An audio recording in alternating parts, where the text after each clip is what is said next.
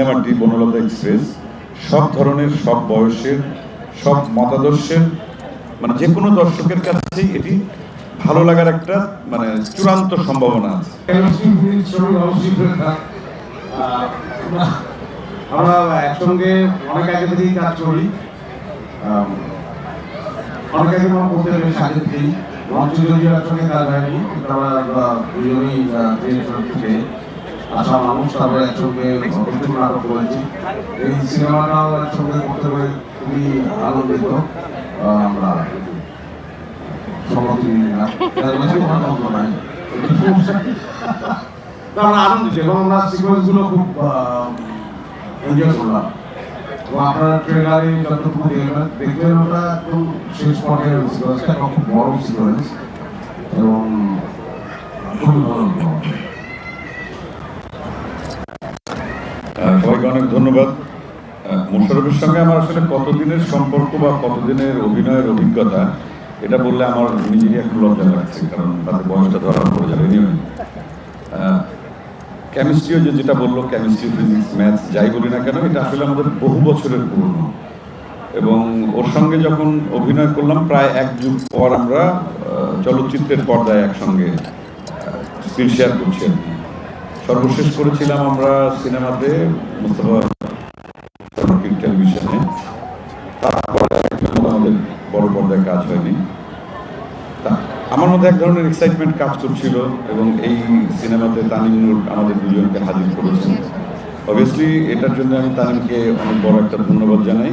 আর সেই সঙ্গে শুধু আমি মোশাররফ না, এখানে বাঁধন, মমো, শরীফুল রাজ, শ্যামল, সাবিলা নূর, দিনার ভাই আবার জুটি বলতে পারছি না,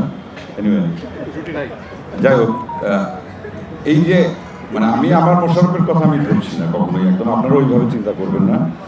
আমাদের সাথে যারা সহশিল্পী হিসাবে যারা কাজ করেছেন, এরাও দীর্ঘদিন ধরে নিজের জায়গায়, নিজের অভিনয়ের জায়গায় কিন্তু খুব বলিষ্ঠ একটা জায়গা অর্জন করে বসে আছেন। তা এই একসঙ্গে সবাইকে এই সিনেমাতে দেখা যাবে, এটা আমি মনে করি সবচেয়ে বড় চমক। এবং এই যার ছোট গল্প অবলম্বনে এই সিনেমাটি নির্মিত হয়েছে, তানিম নূর পরিচালনা করেছেন, হুমায়ুন আহমেদ স্যার। ওনার লেখার মধ্যে জাদু আছে, এটা আমরা সবাই জানি, বিশ্বাস করি। আমার ব্যক্তিগত যে অভিজ্ঞতা সেটা হচ্ছে, ওনার কোনো বই যখন লেখা আমি পড়তে যেতাম, এক লাইন পড়লে পরের লাইন পড়তে হতো, পরের লাইন পড়লে এক পৃষ্ঠা করে 2 পৃষ্ঠা এভাবে শেষ হয়ে যেত।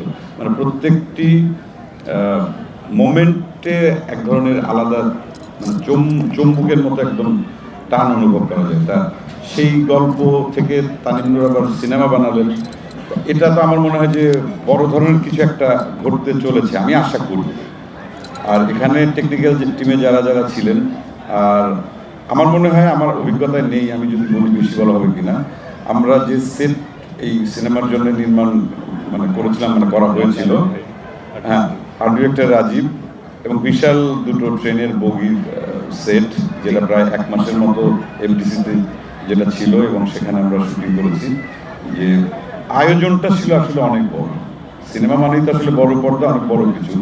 তার শুধুমাত্র আমাদের ক্রেডিট না, আমি বা মোশাররফ বা অন্য যারা অভিনেত্রী আছেন, শুধু তারা না, আমাদের টেকনিক্যাল টিম, কস্টিউম থেকে শুরু করে মেকআপ টিম বলি, অথবা লাইট, ক্যামেরা, আমাদের পলাশ ছিল ক্যামেরা, দুর্দান্ত ক্যামেরা কাজ করেন, সব কিছু মিলেই আমি একবার আপনাদের প্রশ্ন করার আগে নিজে থেকে সব উত্তর দিয়ে দিচ্ছি, প্রশ্ন আসতে পারে, যেন দ্বিতীয়বার ঝামেলা করে আমার কাছে আবার আসতে না।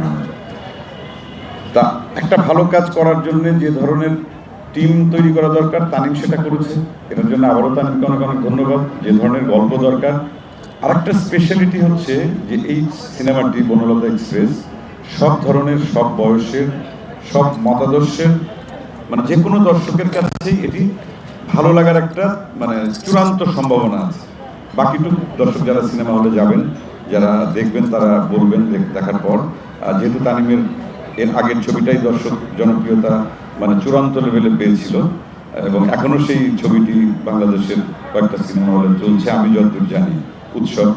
উৎসবের পর এটি তানিমের দ্বিতীয়, এটা টোটালি হয়তো তৃতীয়, কিন্তু পরপর দুটো ছবি। এবং এই দুটো ছবি যদি বাংলাদেশের আপামর দর্শক যারা, তাদেরকে সিনেমা হলে 2-2.5 ঘন্টা যদি ধরে রাখতে পারে, এবং তাদের ভেতর যদি এতটুকু ভালো লাগা অনুভব করাতে পারে। আমি মনে করি যে এরকম আরও অনেক কাজ হবে বাংলাদেশে, এবং সেই কাজগুলো দিয়েই আমাদের সিনেমা বা আমরা অনেক দূরে এগিয়ে যাব। সবাইকে অনেক অনেক ধন্যবাদ আজকে যারা এখানে আসছেন।